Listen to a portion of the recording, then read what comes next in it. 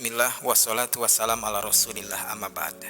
Saya selalu menyarankan, wahai suami, jangan sembarangan dalam berucap. Semarah apapun Anda kepada istri, tahan lisan Anda dari segala bentuk ucapan yang bisa bermakna talak. Ini pentingnya suami paham pembahasan fikih talak. Nah, kalimat suami kepada istrinya, kalau kamu mengulangi perbuatan ini lagi, maka kita cerai. Ini disebut dengan talak mu'allaq atau cerai bersyarat. Ulama menjelaskan bahwa talak bersyarat ini menjadi 3 bagian. Pertama, yaitu kalimat yang murni untuk syarat. Dalam kasus ini, jatuh talak apapun niat suami. Misalnya suami mengatakan kepada istrinya, apabila jarum jam sampai pada pukul 10 pagi, maka kamu tertalak. Kalimat ini murni sebagai syarat, sehingga ketika jarum jam telah sampai pada pukul 10 pagi, maka jatuh talak untuk istrinya. Apapun niat suami saat berucap kalimat apabila jarum jam sampai pada pukul 10 pagi, maka kamu tertalak.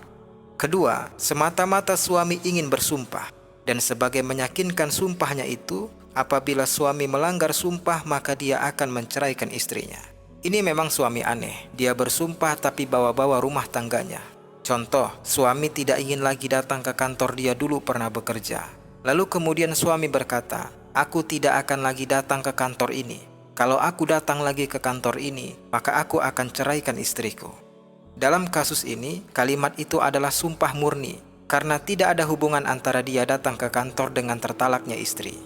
Apabila ternyata suami kembali datang ke kantornya, maka suami wajib membayar kafarah sumpah. Kafarah sumpah ini pernah kita jelaskan di kajian yang lalu. Dan ketiga, kalimat yang memiliki 2 kemungkinan makna, yaitu kalimat syarat sebagai talak atau kalimat sekedar sumpah. Status apakah sebagai syarat talak atau sebagai sekedar sumpah, maka ini kembali kepada niat suami saat berucap kalimat tersebut. Misalnya saat suami berkata, kalau kamu mengulangi perbuatan ini lagi, maka kita cerai. Apabila suami berniat cerai saat berucap kalimat itu, berniat berpisah dari istrinya, maka apabila istri melakukan perbuatan yang dilarang suami, maka jatuhlah talak yang sah kepada si istri.